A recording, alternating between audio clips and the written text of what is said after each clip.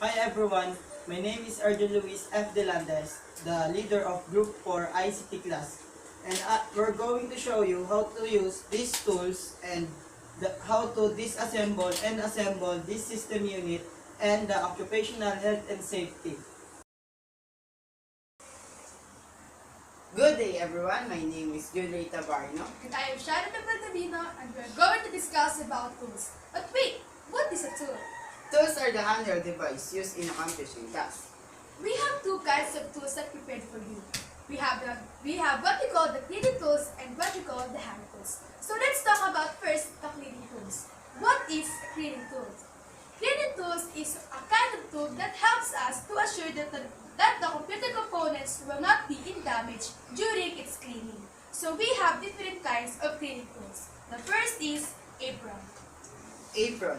Apron used to cover your body from dirt. The second one is what we call the lint-free cloth. This piece of cloth is useless for us to clean the different tiny components that can be found in your computer. And the third one is brush. Brush is used to remove dust. Lastly, the gloves. The gloves used to covering your hand from being electrocuted. And the next one are the hand tools. Let's talk about hand tools. So what is a hand tool? Hand tools is a device in performing works by using only hand. So we prepared three examples of hand tools. These are what we call the flathead screwdriver, the Phillips screwdriver, and the long nose plier. So how can we identify these hand tools? This is what we call the standard screwdriver or what we call the flathead screwdrivers. Every time that we encountered flathead screws, we are going to use this standard screwdriver. And every time that we encountered a crosshead screws, we are going to use this Phillips screwdriver. So how can we identify or how can we use these screwdrivers? Screwdrivers are used in loosening or tightening screws. The last one is the long nose plier. Long nose plier is used to cut a wire, or maybe you can use it if you want to reach a very tiny parts of the computer. And there you got it. You are ready to know the different hand and cleaning tools. You are now ready to identify the different occupational for health and safety. Hi everyone, my name is Riza May Asia Raman and I'm Gerald Garci Caswar.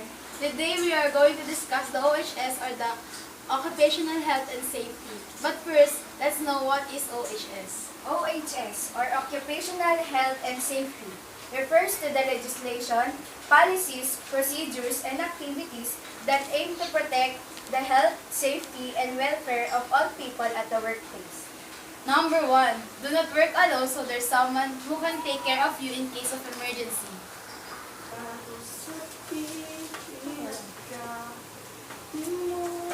Hey Jaja, do you need help? Yes, can you help me? Yes, of course. Yes, of course. Game. 1, 2, 3. Always power off the computer and unplug the computer before working on it.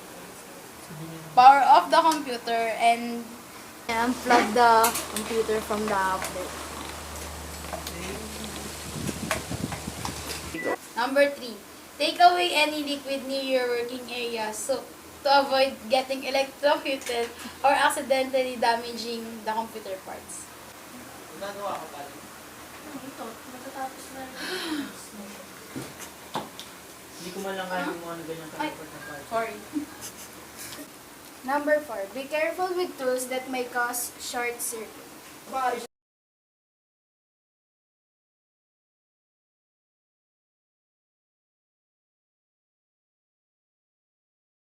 Always ground or discharge yourself before touching any parts of the computer. Remove your accessories and touch the painted part of the system.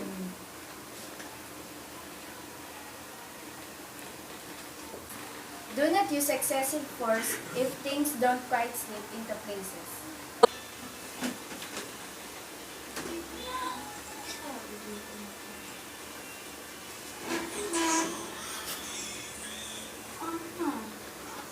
Number 7. Clean the area before and after using it to maintain the sanitation and to prevent accidents.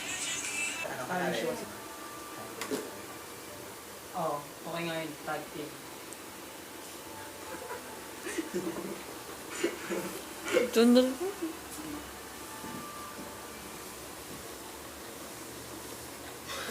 Hold the components on the edges and do not touch the integrated circuits.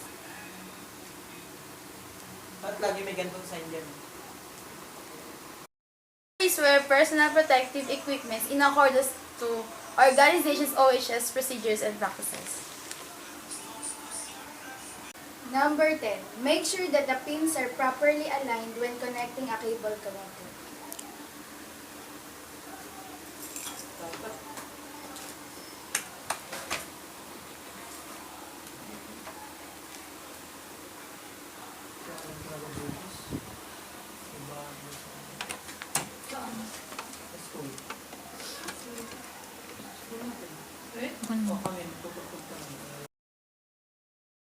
Measures during workplace accidents, fires, and other emergencies are recognized.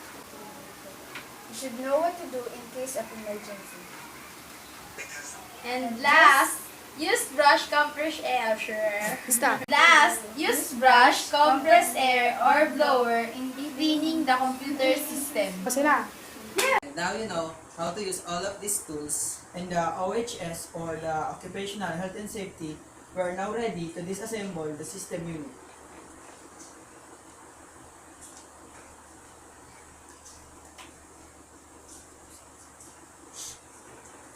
Stop. First, you should turn off your computer and the AVR. But you don't have AVR, so The first thing you do is unplug every cable that plug into your computer. Since you have already removed all the cables, let's go to step number 2. now that your computer is fully unplugged, move your PC to a clean workspace. If you have anti-static mat, you should put it here for anti-static Or casing. Slowly pull the outer case of the system unit. of the system unit. Then, it's Then, we're now in step number 4. In step number 4, you should remove all the ATX power connector in your system unit. And it is very hard to move because of I don't know. Okay.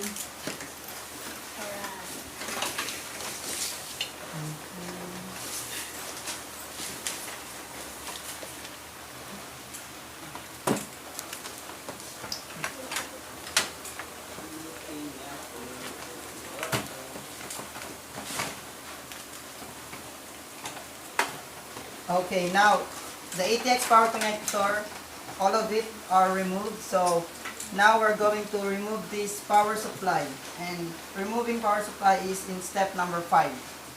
So you should use Phillips screwdriver. Well,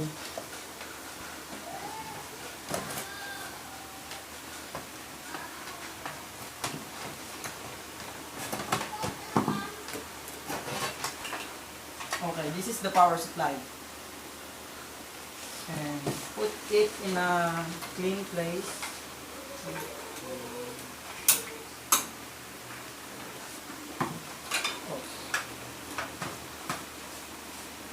Step number 6.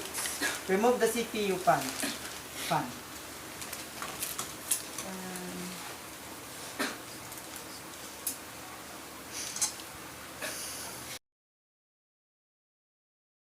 Okay, step number 6. Remove the CPU fan.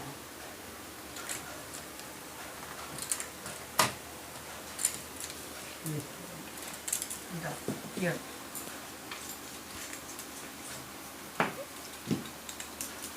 Then, you should remove all the drivers like hard drive, CD drive, floppy disk drive, all of the drives. So, first, you should remove these IDEs. Help me, my partner. Okay.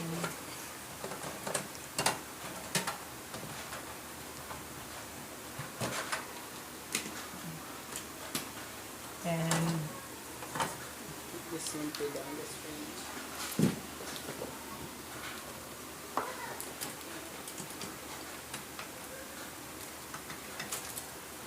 Nakahalong yung ATX.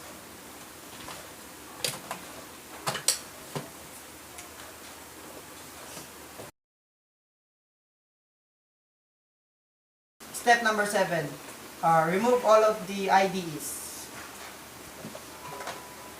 And together with the add-on cards, like this.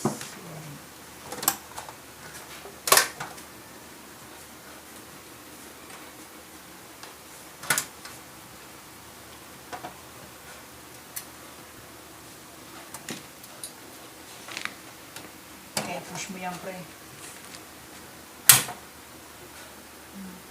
This is what we call LAN card. And then remove your, in step number 8, remove your motherboard.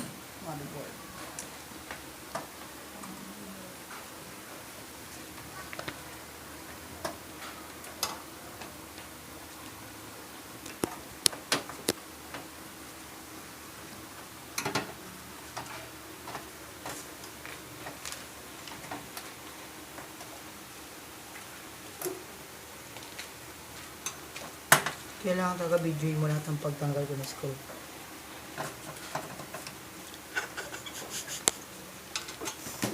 Okay. Voila!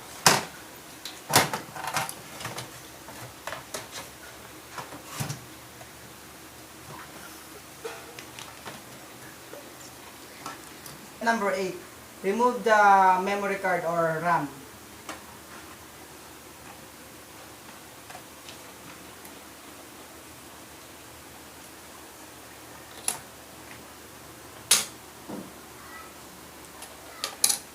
Then, step number 9, remove your motherboard.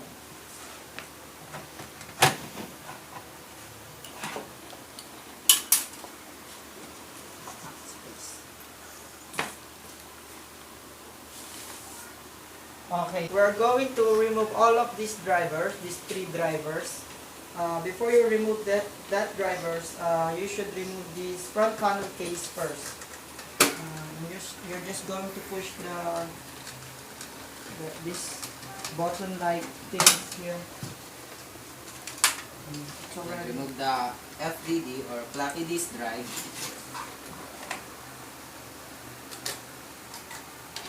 Then the CD-ROM. Remove the HDD or hard disk drive. okay. Our system unit is already empty. You see, there's no hardware there. There's no other thing there.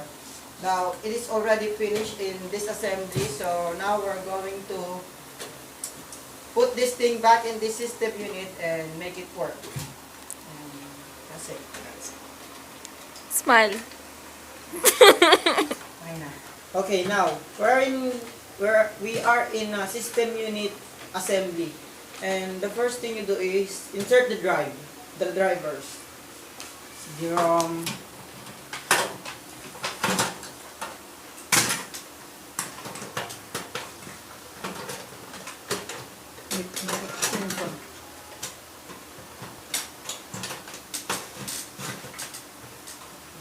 Okay. Then put your front panel cover. This.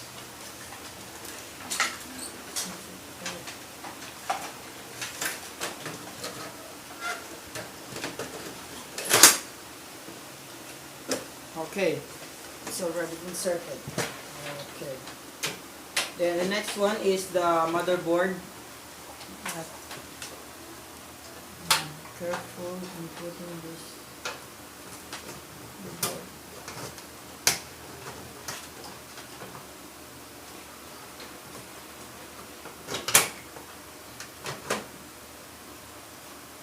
Okay, that's it.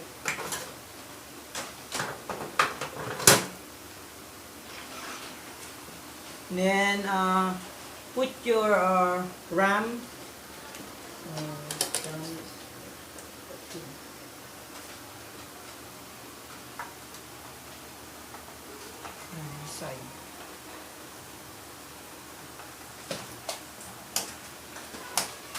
In inserting your RAM, you should let the tick sound hear.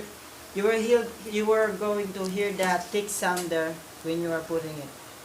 So don't be scary in putting that RAM. Then the next one is IDE. Look at that IDE. IDE have different sizes, but you will notice it because this small one is from the floppy disk drive. So insert it here.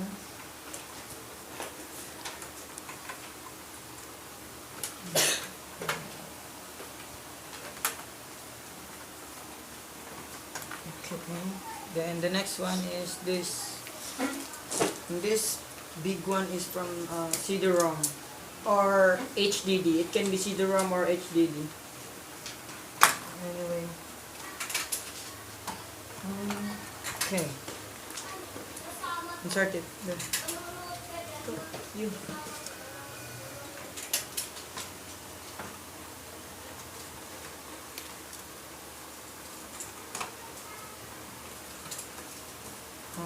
Okay. Now putting this thing here.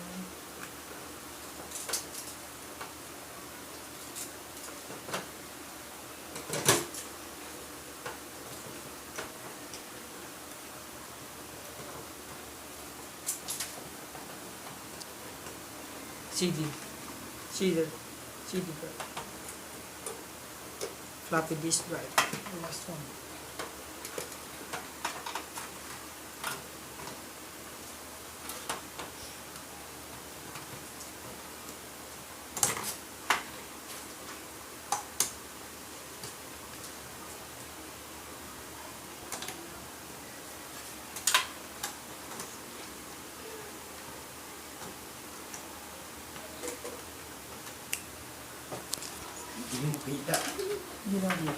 Insert the add-on cards like that.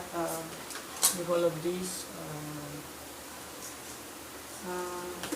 Maybe this is BGA and audio card because there is an audio here and BGA here. And this is a BGA, only BGA card, and RJ45 card or LAN card. That's it. Put it here.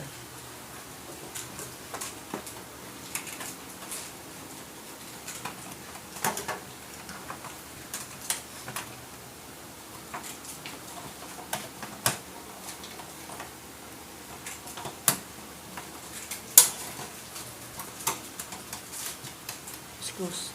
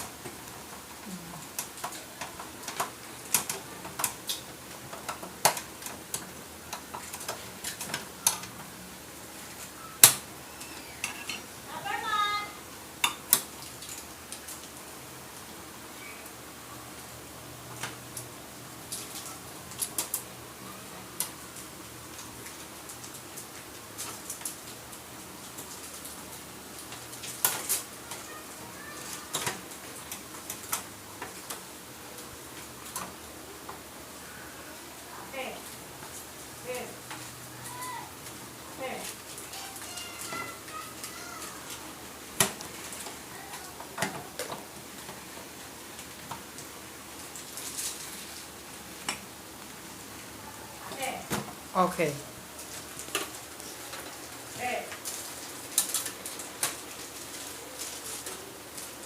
And the next one is your CPU fan, and together with the system fan. This one. System fan doesn't have heatsink. Okay, CPU fan have heatsink, and together with the CPU. That's the CPU. Okay.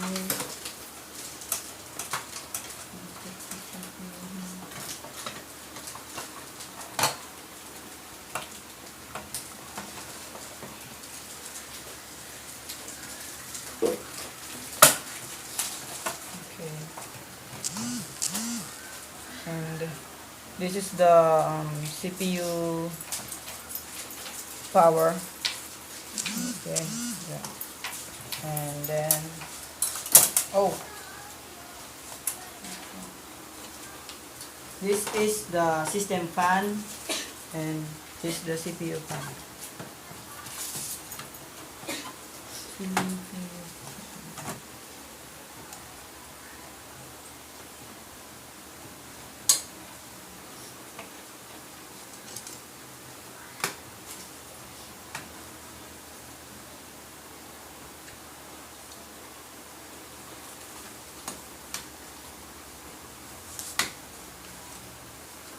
The last one is the power supply.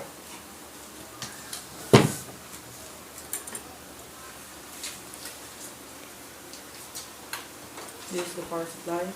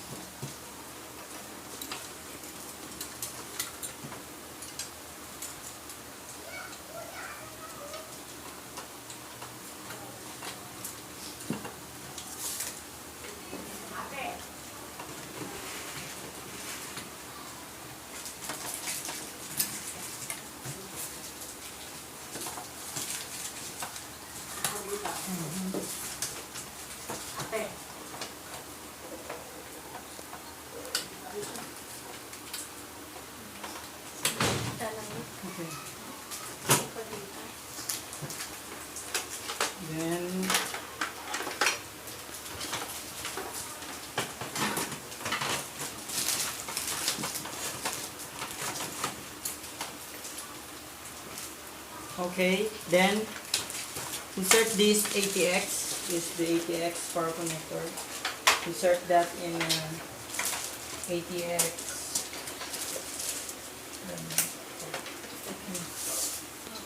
Insert it.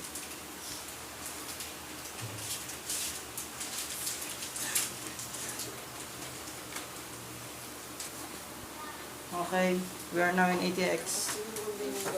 Look at ATX.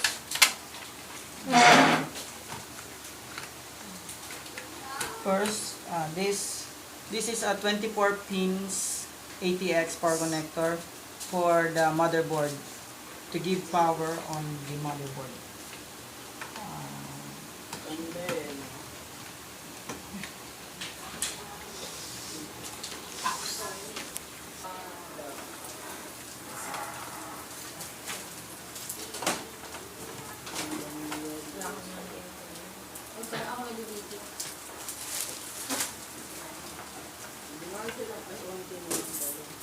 Tapos ka na po siya. Okay. Tapos na. Nailit pa. Tapos na po. Tapos na mabili. Now that's it. That's how. Yeah, proceed. Titigyan.